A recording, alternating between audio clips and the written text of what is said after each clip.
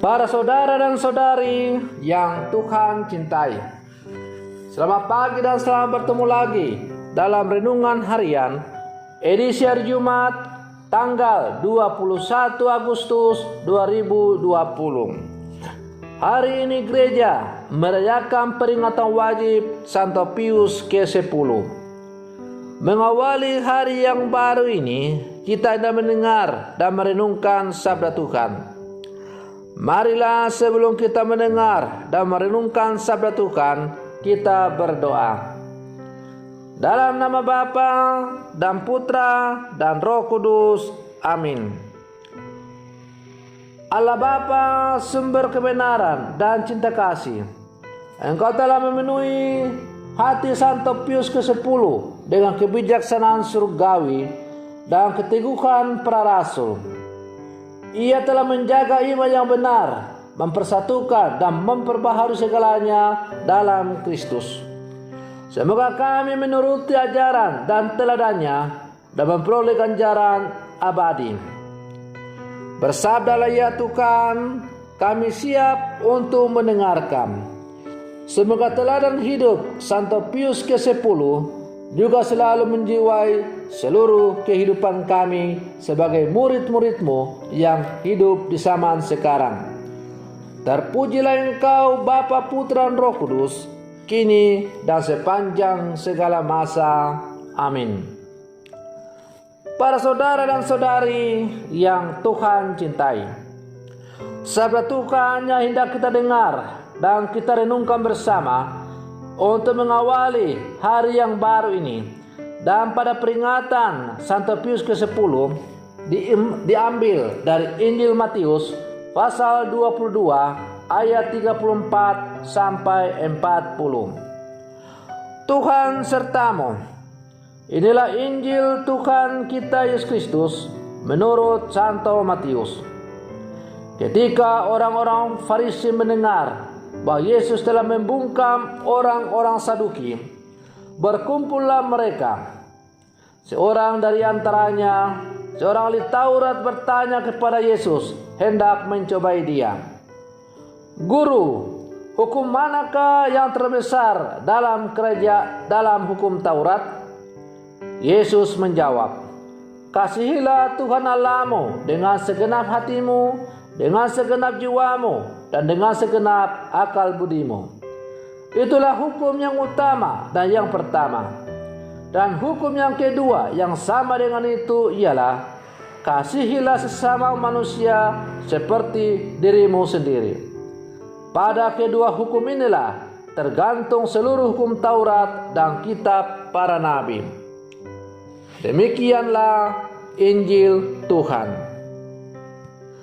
Para saudara dan saudari yang Tuhan cintai, seorang filsuf dan sekaligus seorang psikolog yang sangat terkenal yang bernama Erich Fromm membedakan antara cinta yang tak dewasa dan cinta yang dewasa. Contoh cinta tak dewasa: aku mencintaimu karena aku membutuhkanmu. Contoh yang dewasa: aku membutuhkanmu karena aku mencintaimu. Karena cinta, Ruth menguatkan hatinya untuk meninggalkan bangsanya, lalu mengikuti mertuanya ke tanah Yehuda, serta mencintai bangsa dan Allah Israel. Kesetiaan cinta Ruth membawanya ambil bagian dalam garis keturunan Sang Mesias. Ketulusan cinta Ruth menempatkan namanya sebagai salah seorang wanita terpuji. Itulah contoh cinta sejati atau cinta dewasa sebagaimana ia dikatakan oleh Erich Fromm. Para saudara dan saudari yang Tuhan cintai, Yesus mengajarkan perihal hukum yang utama, mengasihi Tuhan dan sesama, atau yang kemudian kita kenal dengan hukum cinta kasih. Kasih kepada Allah dan kasih kepada sesama. Dan itulah hukum tertinggi dan terutama yang diajarkan oleh Yesus kepada kita. Hukum bebas ini merupakan penegasan dan ajaran yang mengatasi keseluruhan hukum serta ajaran lain. Hukum kasih ini hendak menunjukkan bahwa Allah sendiri adalah kasih. Darinya kita menimba dan menghidupi semangat kasih untuk mencapai kesempurnaan dalam mengasihi. Sifat dan sikap manusia yang cenderung mengutamakan diri dan berpusat pada dirinya sendiri, serta semangat cinta diri pada akhirnya membawa orang pada pengabaian akan Allah. Kita lebih mementingkan hasil dan pekerjaan, kesuksesan, ambisi pribadi, dan sebagainya. Akhirnya, doa, tindakan baik, kegiatan-kegiatan rohani hanya sekedar pelengkap dalam keseharian. Ketika relasi dengan Allah memudar, relasi dengan sesama pun mengalami kekeringan.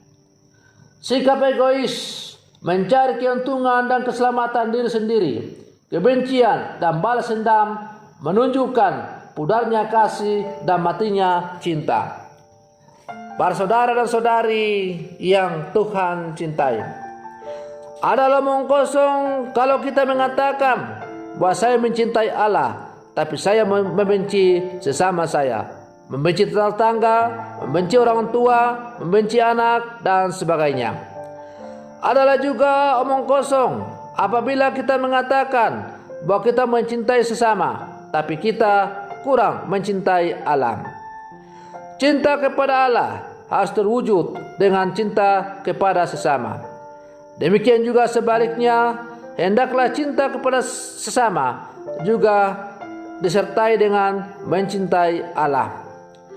Para saudara dan saudari yang Tuhan cintai, cinta yang diajarkan oleh Allah melalui Putra Tunggalnya Tuhan kita Yesus Kristus adalah cinta tanpa syarat atau cinta agape. Dan Yesus sendiri telah memberikan contoh teladan bagaimana kita harus melaksanakan cinta yang sejati sebagaimana diajarkan oleh Tuhan itu sendiri. Ia tidak hanya berteori, berkata-kata dengan bibir, tapi ia mempraktekkan dengan sungguh. Puncak praktek cinta kasih dari Yesus adalah ketika ia dengan rela mengorbankan dirinya di atas kayu salib demi keselamatan umat manusia. Ungkapan cintanya kepada Bapaknya dan cintanya kepada manusia dipuncaki atau diungkapkan dengan rela mengorbankan dirinya demi keselamatan umat manusia. Para saudara dan saudari yang Tuhan cintai, kata cinta adalah begitu gampang untuk kita ungkapkan. Tetapi kalau kita betul-betul mau merenungkan cinta sejati sebagai orang Katolik yang baik, maka cinta itu adalah seungkapan yang sangat sulit untuk kita laksanakan dalam kehidupan kita. Hanya orang yang sungguh-sungguh memiliki kedalaman iman dan sungguh mau mengarahkan hatinya kepada Allah yang mampu melaksanakan cinta yang diajarkan oleh Kristus kepada kita. Cinta kepada Kristus atau cinta yang diajarkan oleh Kristus itu nampak dalam kata-kata Yesus, barang siapa yang mau mengikuti aku, maka dia harus memikul salib dan menyangkal diri. Nah, beranikah kita memilih jalan salib, memikul penderitaan demi cinta kepada Allah dan kepada sesama kita? Apakah ketika ada sama kita yang bersalah, kita dengan rela mengampuninya, ataukah kita lalu menggembor-gemborkan kesalahan sesama kita itu? Bahkan mungkin kita mencari dukungan untuk membalas dendam yang jauh lebih kejam daripada yang dilakukan oleh sesama kita itu kepada kita. Kekacauan di sana sini yang masih kita alami dan kita saksikan dengan mata kepala dalam kehidupan sehari-hari, karena orang masih hidup dalam saling balas membalas. kejahatan dibalas dengan kejahatan. Meskipun orang yang melakukan saling balas-membalas itu adalah orang-orang yang mengaku sebagai orang-orang yang percaya kepada Yesus Kristus. Bahkan mungkin tidak jarang pada hari Minggu rajin ke gereja, rajin membaca kitab suci dan sebagainya. Tetapi kerajinan mereka ke gereja, rajin membaca kitab suci hanya menjadi tameng untuk menutupi kejahatan yang ada dalam diri kita atau dalam dirinya. Maka sebagai murid-murid Yesus yang hidup zaman sekarang, kita diajar dengan sungguh-sungguh agar kita jangan munafik hidup beriman kita di hadapan Tuhan. Kita harus hidup sungguh-sungguh sesuai dengan apa yang diajarkan oleh Tuhan kepada kita. Dan kita harus melaksanakan apa yang diajarkan oleh Tuhan itu tanpa tedeng aling-aling. Nah, para saudara dan saudari yang Tuhan cintai, kita yang hidup di zaman sekarang ini adalah murid-murid Yesus yang dipanggil dan diutus untuk juga menjadi pelaksana kasih dalam kehidupan yang konkret dan nyata. Maukah kita dan mampukah kita untuk melaksanakan kasih itu?